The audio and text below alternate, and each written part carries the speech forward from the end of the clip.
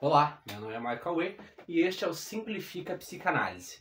Hoje, eu gostaria que você pensasse, se você fosse, digamos, um diretor, um criador, um idealizador de uma escola muito famosa e você fosse mandado embora dessa escola por tentar fazer a manutenção dos fundamentos daquele lugar.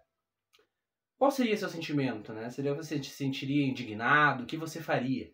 Bom, sobre um pouco sobre isso que Lacan vai trazer no seu seminário, seminário 11, né? Os 4 conceitos fundamentais da psicanálise. Se você quiser saber mais um pouco, fique pro vídeo.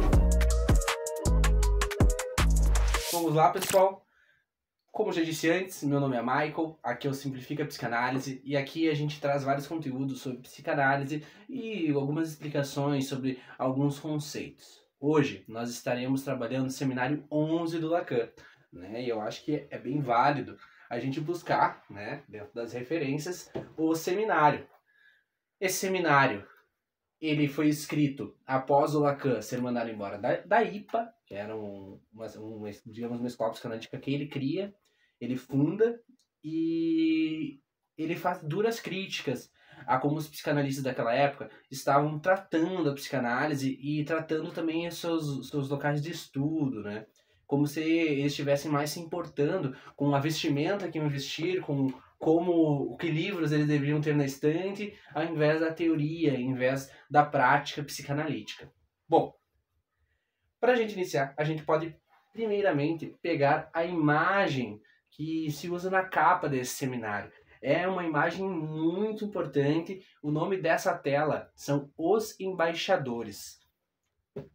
Essa tela, ela tem uma importância muito interessante porque ela traz 2 embaixadores, um europeu e um francês, e ali na mesa, eu vou botar a imagem aqui para vocês estarem vendo, vocês vão ver que tem vários instrumentos, tanto de navegação quanto musicais, né, livros, mas tem uma figura meio esquisita, né, de certa forma para dizer, que é uma caveira, meio transversal. Então, aqui ele faz uma crítica, o Holbein, que é o pintor dessa bela pintura, e essa pintura fala muito sobre como a gente vai tratar esse livro, entende? Que não importa exatamente quanto de dinheiro, saberes, instrumentos você tenha, essa morte, essa pulsão de morte sempre irá te alcançar, né? Então, se a gente pegar, né, essas referências, falam muito da prática, né? Então sempre tudo vai ter um fim. Bom, mas fora isso, a gente pode partir, como aqui eu simplificando, a gente pode partir direto para alguns conceitos, né? Quando a gente fala seminário 11, os 4 conceitos fundamentais da psicanálise. Então, o Lacan, que foi mandado embora da IPA, tem o seu fim, né? A morte dessa posição que ele ocupava. Agora, ele se dá num outro lugar e tenta fazer a retomada dos fundamentos da psicanálise que foram apresentados lá por Freud e, é claro, com a pitadinha de Lacan, né? Então a gente vai pegar os 4 conceitos principais ou fundamentais: inconsciente, repetição, pulsão e transferência. Os 4 conceitos fundamentais. Para iniciarmos, vamos começar pelo maior, mais complexo, quem sabe, o conceito de inconsciente. Bom, como eu disse antes, nesse seminário temos um temperinho de Lacan. Então, o Lacan ele já traz no início dizendo que esse inconsciente é uma estrutura complexa, que ela parte de 2 elementos, um que já existia antes, né, lá com Freud, né, que a gente pode pegar ali como um significante, e o objeto A, que é uma introdução de Lacan. O significante e o objeto A mereciam vídeos específicos só para eles. Mas, como aqui a gente está tentando simplificar, vamos tentar trazer para uma linguagem mais do dia a dia, mais coloquial. Para a gente entender o significante, a gente pode pensar numa palavra carregada de significado, uma palavra carregada de história, né? Como, por exemplo, eu posso dizer maçã. A palavra maçã para você pode significar aquela fruta, né? A fruta, maçã, vermelhinha, né? Consegue imaginar essa fruta? Bom, pode ser que no momento que eu falei maçã para outra pessoa, ela pode só pensar na maçã do rosto, né? Nessa bochecha. Ou, quem sabe, numa pessoa mais ligada com celulares e afins, pode pensar na maçã da Apple, né? Do celular. Então, referências, uma palavra com referências diferentes. né? Então ela carrega significados diferentes, ela tem uma história diferente para cada sujeito e uma relevância subjetiva diferente a cada sujeito. O objeto A já pode ser dito como objeto do desejo. E aí a gente começa, né? Ah, Michael, mas como assim, objeto do desejo? Bom, calma lá. Vamos pensar que lá no princípio da nossa existência, né, quando a gente é um bebezinho, algo do gênero, você tenha tido um prazer muito intenso. E este inaugura a nossa posição desejante. Mas de que forma? Quando você sente aquele prazer tão intenso, tão forte, você recalca ele. O que é recalcar, né? Você coloca ele nos confins do inconsciente. E passamos a buscar este prazer novamente por toda a nossa vida, né? Então, uma pulsão de vida que nos faz movimentarmos.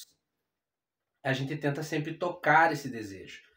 Mas, Michael, tu pode me perguntar, né? Mas o Lacan não acha que a gente se estrutura o inconsciente como uma linguagem? Claro, porque se dá na troca com o outro, né? E esse desejo não é nada mais do que isso, né? Ele é aquilo que se busca, né? Aquela completude que se busca.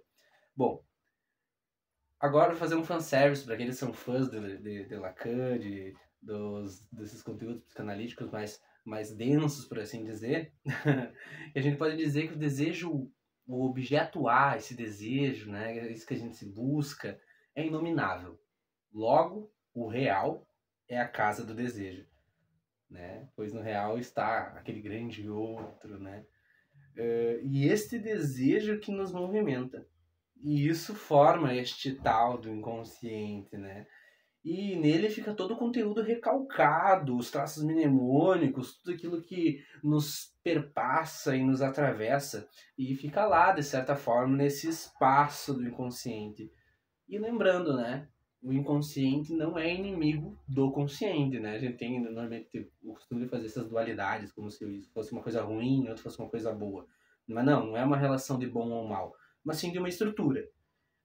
E o inconsciente ele aparece de algumas formas, né? Pois para ele surgir, ele tem que, por exemplo, passar as barreiras do superego, por exemplo, do grande outro, e ele sai por algumas vias, por exemplo, pelo corpo, né, no sentido do sintoma, pela xiste, que é aquele ato daquela piada, né, que tem um pouco de um preconceito por trás, ou por um ato falho. Bom, o inconsciente é o conceito mais amplo e complexo dentre eles. E agora a gente pode partir para um conceito que está ligado com ele, que é o conceito de pulsão. Então a pulsão ela pode ser entendida, compreendida como energia psíquica. Bom, energia psíquica, né? Parece que eu vou fazer, né, um livro levantar, né? Não é nesse sentido. Mas é como se fosse algo que nos trouxesse um certo incômodo, né? E nos fizesse movimentar, né? Agir, se mexer. E quando ela não consegue, ela tenta se esconder. Esconde o que afeta, cometendo repetições, né? Com que a gente faça várias repetições.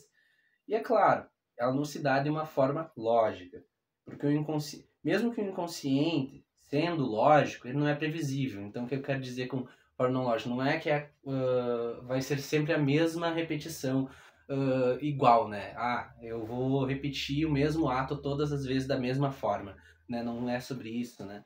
É muito sobre você repete com uma história, com um contexto diferente, mas se repete.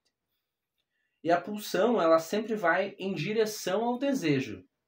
E lembra, o desejo não é necessariamente o que se quer, mas sim algo para além do que se quer, né? Porque querer é diferente de desejar, certo? E este ponto, a pulsão, né, a gente vai tratar no livro, a pulsão é o que nos diferencia dos animais, né?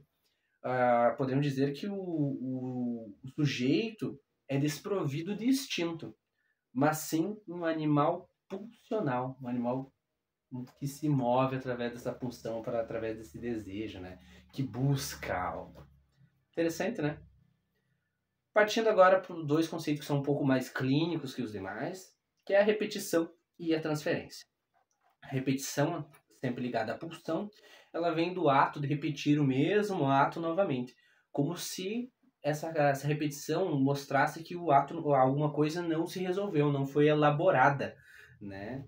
E tem um texto do Freud que eu acho que trabalha bem melhor esse conceito, que é recordar, repetir e elaborar.